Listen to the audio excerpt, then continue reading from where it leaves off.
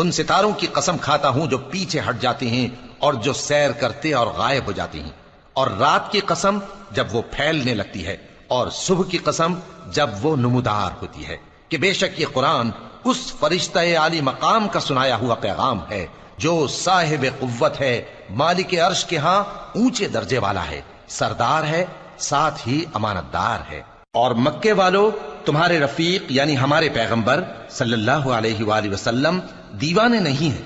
और बेशक उन्होंने इस फरिश्ते को आसमान के खुले किनारे पर देखा है, और वो गैब की बातों के जाहिर करने में बखील नहीं, और ये किसी शैतान मरदूद का कलाम नहीं है। फिर तुम लोग किधर जा रहे हो? ये कुरान तो तमाम जहानों के लिए नसीहत है, यानी उसके लिए जो तुम में से सीधी राह चलना चाहे, और तुम लोग कुछ भी नहीं चाह सकते।